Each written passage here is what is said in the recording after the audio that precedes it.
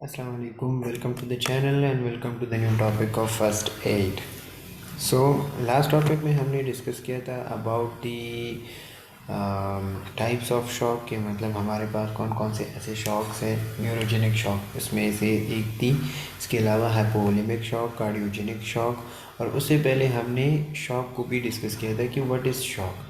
फिर हमने उसके बाद डिस्कस किया था सिम्टम्स ऑफ शॉक के हमें किस तरह से पता चलेगा कि ये जो है ना अभी इस बंदे को शॉक हो गया है। ठीक है, उसमें हमने मतलब डिटेल में बात की थी कि आपके पास कुछ ना कुछ सिम्टम्स ऐसे हो सकते हैं जिसको आपसे मतलब आपको पता चल सकता है कि ये बंदा जो है ना अभी क्या हो रहा है, ये शॉक में है या शॉक में जा रहा है।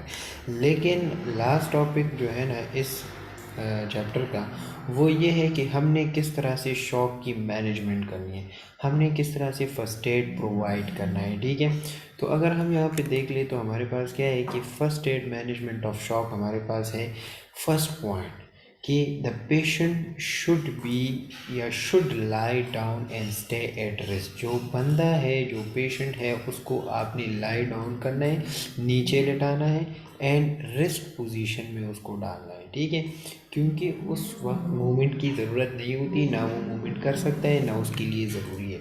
तो फर्स्ट काम आपने क्या करना है कि the patient should lie down and stay at rest. एक तो वो रेस्ट पोजीशन में हो और लाई डाउन, ये मेन पहला पॉइंट है।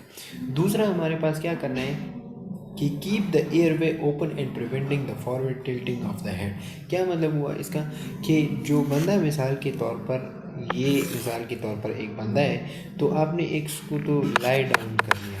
ठीक है, लाई डाउन, ये तो लाई डाउन हो गया। लेकिन आपने दूसरा काम क्या करना है, मिसाल के तौर पर ये एयरवे है इसका, तो आपने क्या करना है, इस एयरवे को ओपन करना है।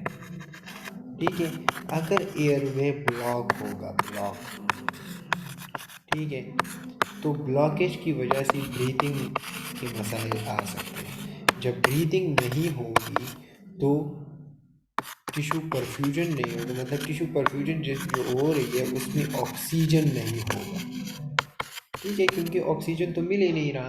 तो मेन काम आपने क्या करना है, ओपन द एयरवे। एंड दूसरी बात जो है वो forward tilting of the head. Tilting का क्या मतलब है, मुड़ना।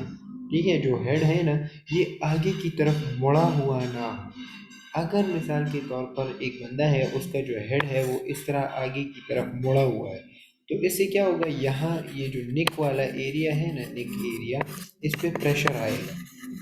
ठीक है, जब नेक पे प्रेशर आएगा तो उसकी वजह से एयरवे नहीं है, एयरवे वो ब्लॉक हो जाता है।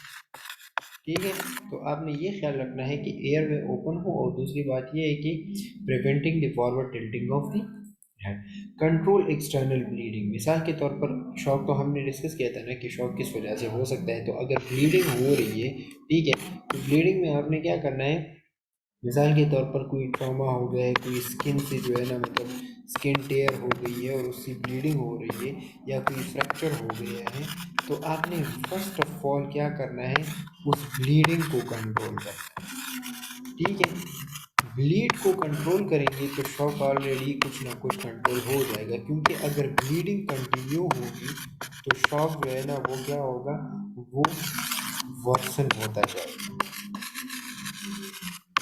सही है, शॉक जो है ना वो क्या होता जाएगा, वो वर्सन होता जाएगा और इसके अलावा और भी मसाइल आ सकते हैं, वो डेथ की तरफ भी जा सकता है। तो फर्स्ट ऑफ ऑल आपने क्या किया, lay down the patient, airway को ओपन किया, और दूसरा आपने देखा कि एयर ब्लीडिंग हो रही है तो ब्लीडिंग को हमने क्या करना है, कंट्रोल।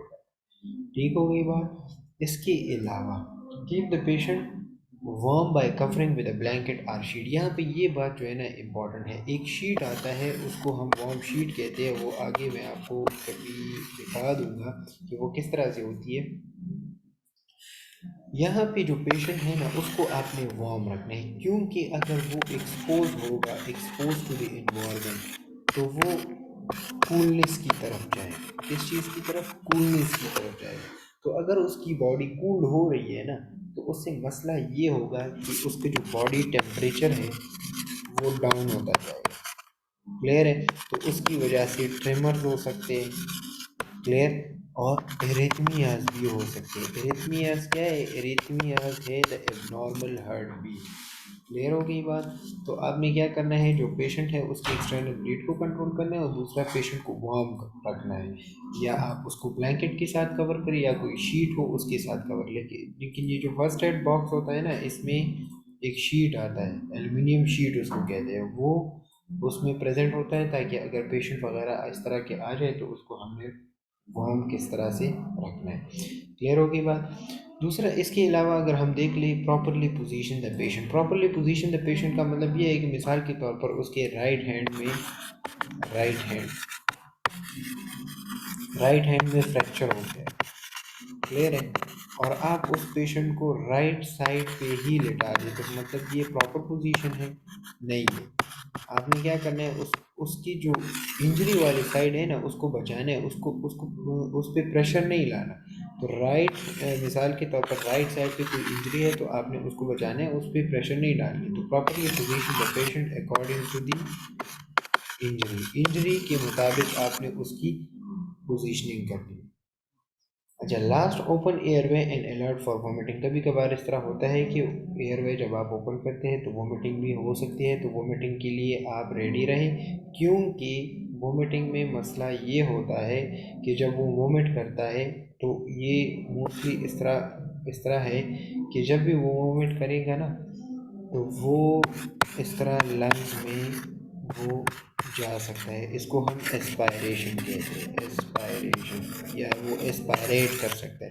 तो जब वो वोमिट करेगा वो एस्पायरेट हो जाएगा, वो सारा गंद यहाँ पे लंग्स की तरफ आ जाता है, तो फिर उससे एस्पायरेटेड नमोनिया कॉज हो सकता है। तो मतलब हुई अभी शॉक है, लेकिन उसकी वजह से और भी मसाइल आ सकते हैं, ठीक है।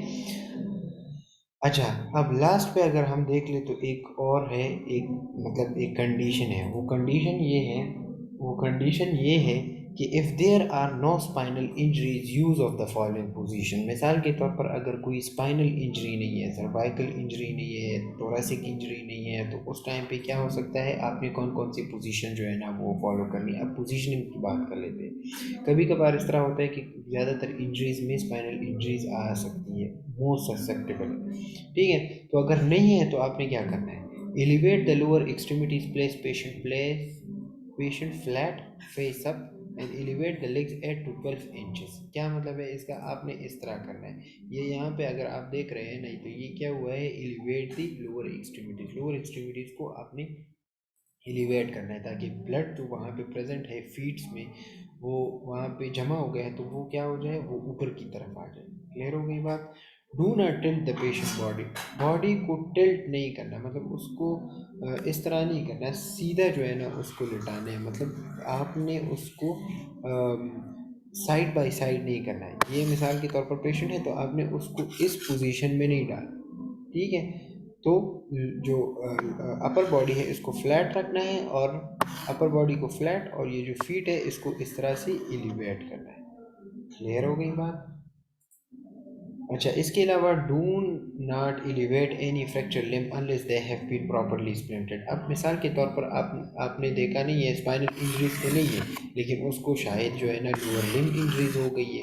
तो अगर लोअर लिम्ब इंजरी मिसाल के तौर पर फीमर पे इंजरी या टिबिया फेबुला पे इंजरी है, तो आप उसको इस तरह मतलब एलिवेट तो नहीं कर सकते ना, क्योंकि फ्रैक्चर है वो ख़राब हो सकती है। तो उस टाइम ये भी ख्याल रखना है कि अगर कोई फ्रैक्चर वगैरह है तो उसका भी ख्याल रखें। अगर मिसाल के तौर पर उसकी स्प्लिंटिंग हो गई है, स्प्लिंटिंग क्या चीज़ होती है, मिसाल के तौर पर ये एक बोन है, फ्रैक्चर्स में हमने पढ़ा था, तो उसके साथ इस तरह वो स्प्लिंट लगा लेते हैं, ठीक है, इस तरह। तो वो बिल्कुल प्रॉपर इस तरीके से सीधी हो जाती है। तो अगर वो प्रॉपरली स्प्लिंटेड है तो स्प्लिंट के साथ फिर आप उसको प्रॉपरली एलिवेट कर सकते हैं, लेकिन ये भी रिस्की है क्योंकि उसमें फ्रैक्चर ख़राब हो सकता है, ठीक है। अच्छा, do not elevate the leg if there is fracture to the pelvic. अगर मिसाल के तौर पर पिल्विक एरिया में कोई फ्रैक्चर हो तो फिर आपने फीट्स को या जो लेग्स हैं उसको एलिवेट नहीं करना, क्योंकि ये तो ऑलमोस्ट जो है ना मतलब हिप बोन के साथ अटैच्ड होते हैं। तो अगर आप उसको छेड़ेंगे तो पिल्विक बोन में ऑलरेडी फ्रैक्चर है तो उससे ब्लीडिंग होगी, ठीक है, इससे क्या होगी, ब्लीडिंग। और इस ब्लीडिंग को हम कौन सी ब्लीडिंग कहते हैं, इंटरनल ब्लीडिंग। और ये इंटरनल ब्लीडिंग जो पिल्विक एरिया में हो रही है इससे डेथ हो सकती है। तो ये बात आपने याद रखनी है। तीसरी बात यहाँ पे ये है कि NPO नथिंग बाय माउथ, जब भी शॉक का पेशेंट हो उसको आपने माउथ पे कुछ भी नहीं देना, क्योंकि वो स्वॉलोइंग नहीं कर सकता। तो अगर वो स्वॉलो नहीं कर सकता तो वो लंग्स की तरफ जाएगा, एस्पायरेट करेगा। Monitor the patient vital sign, vital sign में हमारे पास कौन कौन से हैं, मिसाल के तौर पर वाइटल साइन को अगर देख ले तो BP है, ठीक है, सिचुएशन है, ऑक्सीजन सिचुएशन हमारे पास, ठीक है। इसके अलावा हार्ट रेट, पल्स रेट, ये हमारे पास क्या है, ये वाइटल साइन। क्लियर हो गई बात। इसके अलावा ब्रीथिंग, ये भी वाइटल साइन में आ सकती है। अब ये सारे स्टेप्स जो है ना, ये आपने 1-2 मिनट। अच्छा, 1 मिनट।